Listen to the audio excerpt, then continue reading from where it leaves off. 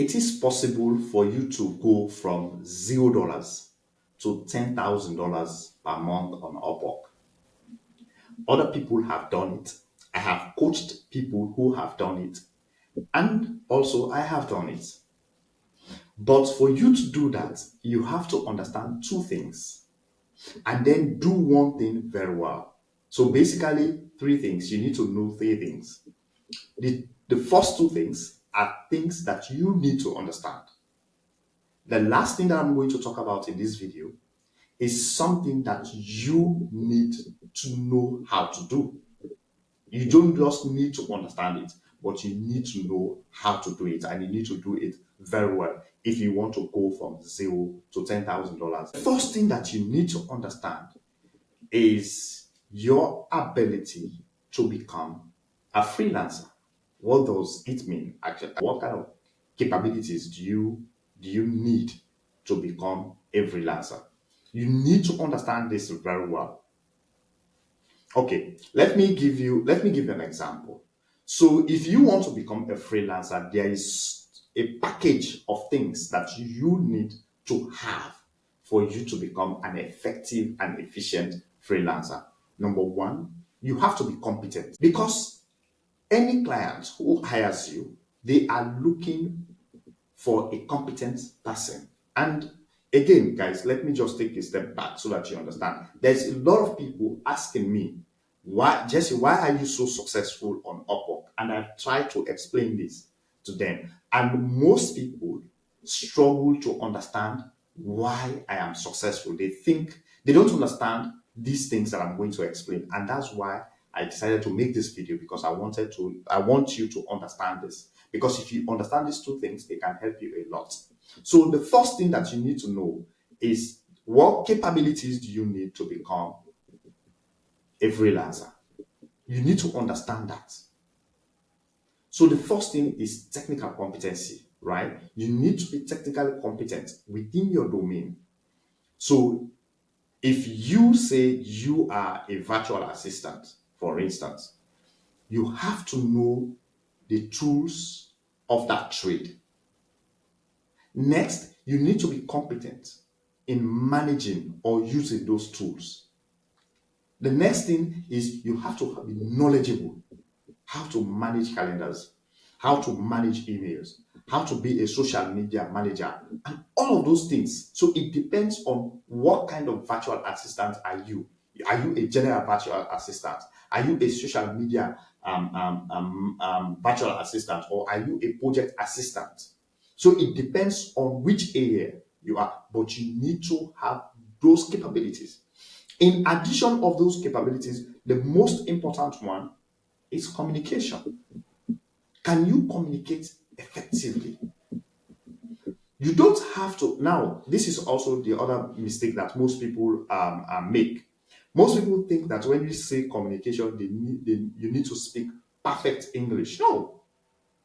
For instance, I have my own local languages that I know how to talk, right? But I try to speak English. I try to communicate in English as best as I can, right? So I don't feel ashamed to communicate in English. I try to pass on the message. I try to participate. So I don't see myself as somebody who is perfect in English. My interest is, I want to communicate with you as long as you can understand what I'm saying. And that is it.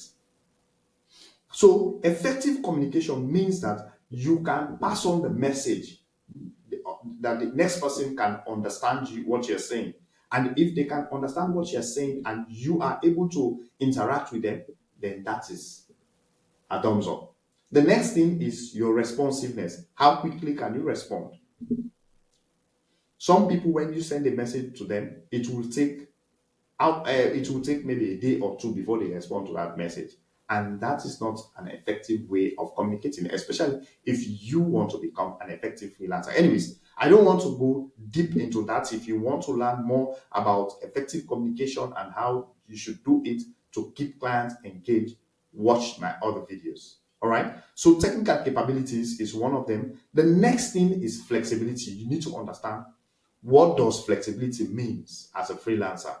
So most people, they have the misunderstanding that when we say flexibility is about, okay, I can work as a freelancer today, I can work from my house, the next day I can work anywhere, or I can travel the world, and so on and so forth. That's what they normally think, that that's what freelancing is all about. Yes, to be honest, that's part of it.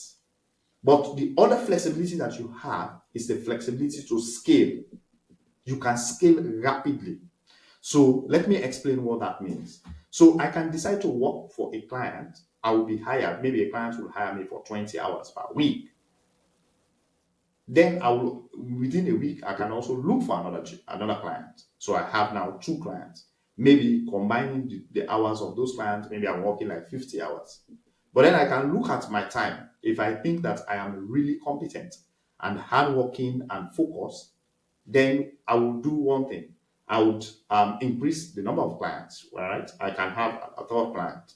Now, if I have a third client, now I have to look at my ability to manage these clients.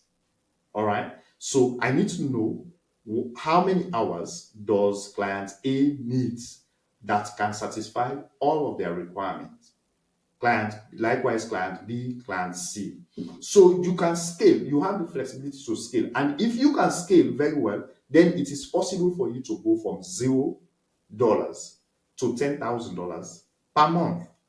However, for you to do this, that's why you need to understand the next, not understand, sorry. You need to know how to do the next thing that I was talking about earlier on the video. So, which is self-manage. You have to be disciplined enough to understand how to manage yourself. That is where most freelancers go wrong. They think that since they are freelancers, they can do anything that they want and they can behave anyhow that they want. And your clients are not stupid. They want somebody who is competent, someone who is reliable, someone who know what they are doing, that can self-manage properly. So if you have 2 or 3 clients that you are managing and you need to respond to them, firstly, you must know where the communication was and what to do next. All right. So some people will even mix up the communication. They start sending the message that they should send client A, that's the message they will send to client B, and so on and so forth. They start creating chaos for themselves because they lack self-discipline and self-management. They don't know how to self-manage.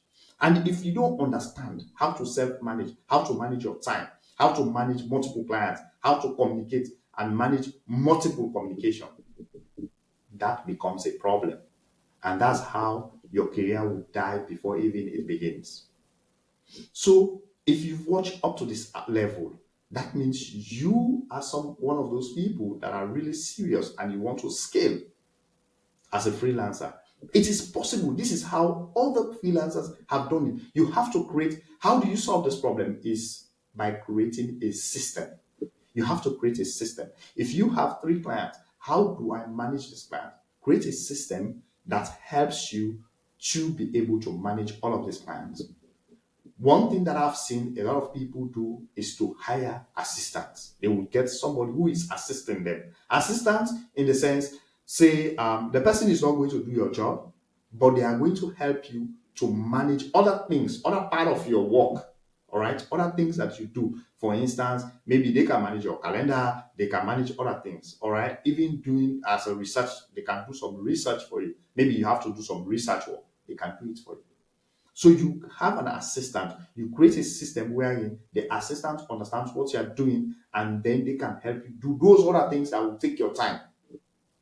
So you pay that assistant. But if you compare it to what you are making, let's say for instance you are making $20 from this particular job, then you decide to pay your assistant $5 per hour. They can work for you and dedicate that time to work for you, and then they can take off some things that can take your time. Then you'll be able to manage those 3 clients and just focus on them.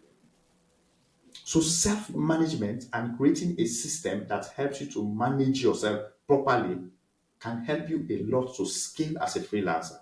And then when you scale at that level, the next stage is for you to create an agency.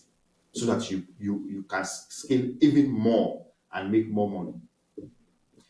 By the way, guys, I think this is the best advice you can ever get from any experienced freelancer. So if you watch up to this level, thank you very much, and then see you on the next one.